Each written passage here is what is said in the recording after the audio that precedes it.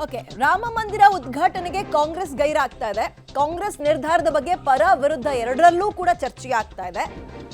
ಇದೀಗ ಮೈತ್ರಿ ಪಕ್ಷದ ಬೆಂಬಲಕ್ಕೆ ಐಎನ್ಡಿಎ ಒಕ್ಕೂಟದ ನಾಯಕರು ನಿಂತಿದ್ರೆ ಈಗ ಕಾಂಗ್ರೆಸ್ ನಿರ್ಧಾರವನ್ನ ಬಿಜೆಪಿ ನಾಯಕರು ಅಫ್ಕೋರ್ಸ್ ಖಂಡಿಸಿದ್ದಾರೆ. ಇವಾಗ ಕಾಂಗ್ರೆಸ್ ನಿರ್ಧಾರದ ಪರಿಣಾಮ ಏನು, ಹಾಗಾದ್ರೆ ಬಿಜೆಪಿಗೆ ಇದರಿಂದ ಆಗೋ ಲಾಭ ಏನು, ಕಾಂಗ್ರೆಸ್ ಕೊಟ್ಟಿರೋ ಹೇಳಿಕೆಯಿಂದ ಬಿಜೆಪಿಗೆ ಯಾವ ರೀತಿ ಅಸ್ತ್ರ ಸಿಕ್ಕಂತಾಗಿದೆ ಅದನ್ನು ನೋಡ್ತಾ ಹೋಗೋಣ. ಕಾಂಗ್ರೆಸ್ ನಿರ್ಧಾರದ ಪರಿಣಾಮಗಳು ಏನಾಗಬಹುದು, ಬಿಜೆಪಿ ಪಾಲಿಗೆ ಹೇಗೆ ಒಂದು ಸ್ವೀಟ್ ಸಿಕ್ಕಂತಾಗುತ್ತೆ, ಕಾಲೆಳೆಯೋಕೆ ಟೀಕೆ ಮಾಡೋಕೆ ಹೇಗೆ ಒಂದು ಪ್ಲಾಟ್ಫಾರ್ಮ್ ಅನ್ನ ರೆಡಿ ಮಾಡ್ಕೊಂಡಂಗಾಗುತ್ತೆ ಬಿಜೆಪಿ ಪಾಲಿಗೆ, ನೋಡ್ತಾ ಹೋಗೋಣ. ಬಿಜೆಪಿಗೆ ಬೇಕಾಗಿದ್ದು ಇದೇನಾ ಅಂತ.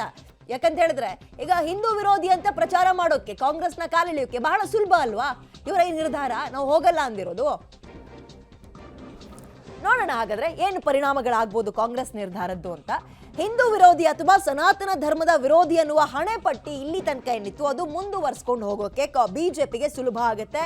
ಕಾಂಗ್ರೆಸ್ಗೆ ಒಂದು ರೀತಿ ಹಿನ್ನಡೆ ಆಗ್ಬೋದು.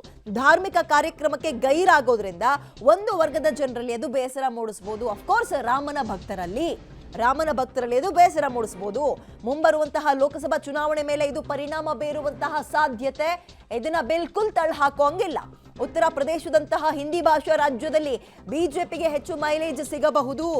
ಬಿಜೆಪಿ ಲೋಕಸಭೆಗೆ ಇದನ್ನೇ ಅಸ್ತ್ರವಾಗಿ ಬಳಸಿಕೊಂಡು ಕ್ಯಾಂಪೇನ್ ಮಾಡಬಹುದು. ನೋಡಿದ್ರಾ, ಹಿಂದೂ ವಿರೋಧಿ ಅನ್ನುವಂತಹ ಹಣೆಪಟ್ಟಿ ಅಥವಾ ಲೇಬಲ್ನ ಇನ್ನೂ ಗಟ್ಟಿಯಾಗಿ ಸ್ಟಾರ್ಟ್ ಮಾಡಬಹುದು ಅವ್ರ ಹಣೆಗೆ. ಕಾಂಗ್ರೆಸ್ಗೆ ಹಿಂದೂ ಮತಗಳ ಕ್ರೋಢೀಕರಣಕ್ಕೆ ಬಿಜೆಪಿ ಪ್ರಯತ್ನ ಪಡ್ಬೋದು.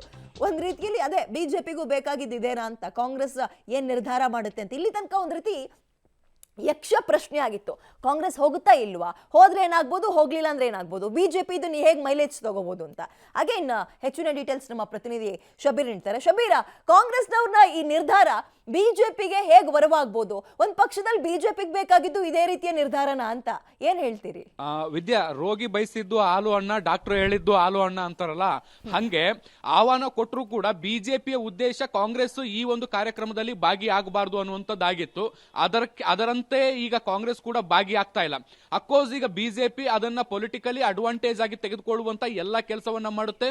ಮುಂಬರುವಂತ ಲೋಕಸಭೆ ಚುನಾವಣೆ ಪ್ರಚಾರ ಕಾರ್ಯದಲ್ಲೂ ಕೂಡ ಕಾಂಗ್ರೆಸ್ ಅನ್ನ ಹಿಂದೂ ವಿರೋಧಿ ಅಥವಾ ಸನಾತನ ಧರ್ಮದ ವಿರೋಧಿ ಅನ್ನುವಂತ ನಿಟ್ಟಿನಲ್ಲಿ ಬಿಂಬಿಸುವಂತ ಎಲ್ಲ ಕೆಲಸವನ್ನು ಕೂಡ ಮಾಡುತ್ತೆ.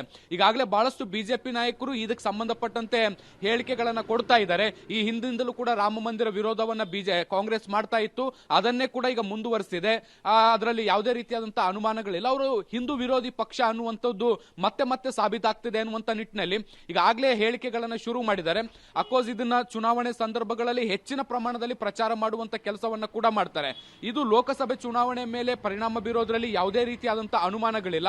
ಒಂದು ವರ್ಗದ ಮತದಾರರಲ್ಲಿ ಇದು ಬೇಸರ ಮೂಡಿಸುತ್ತೆ. ರಾಜಕಾರಣ ಏನೇ ಇರಬಹುದು, ಆದ್ರೆ ಇಂಥದೊಂದು ಧಾರ್ಮಿಕ ಕಾರ್ಯಕ್ರಮದಲ್ಲಿ ಭಾಗಿಯಾಗಬಹುದಿತ್ತು ಅನ್ನುವಂತ ಅಭಿಪ್ರಾಯಗಳು ಕೇಳಿ ಬಂದಿದ್ವು. ಈಗ ಕಾಂಗ್ರೆಸ್ ಅದನ್ನು ತಿರಸ್ಕಾರ ಮಾಡಿರುವಂತಹ ಹಿನ್ನೆಲೆಯಲ್ಲಿ ಒಂದು ವರ್ಗದಲ್ಲಿ ಬೇಸರ ಮೂಡಿಸಬಹುದು, ಆದ್ರೆ ಇನ್ನೊಂದು ವರ್ಗ ಸಂತೃಪ್ತಿ ಆಗುತ್ತೆ ಅನ್ನುವಂಥದ್ದನ್ನು ಕೂಡ ನಾವು ಮರೆಯೋ ಹಾಗಿಲ್ಲ.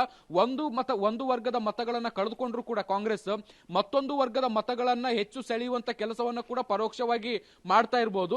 ಆದಾಗ್ಯೂ ಕೂಡ ಸಾಕಷ್ಟು ಇದು ರಾಜಕೀಯ ಜಟಾಪಟಿಗೆ ಕಾರಣ ಆಗೋದ್ರಲ್ಲಿ ಯಾವುದೇ ರೀತಿಯಾದಂತಹ ಅನುಮಾನಗಳಿಲ್ಲ. ವಿದ್ಯಾ,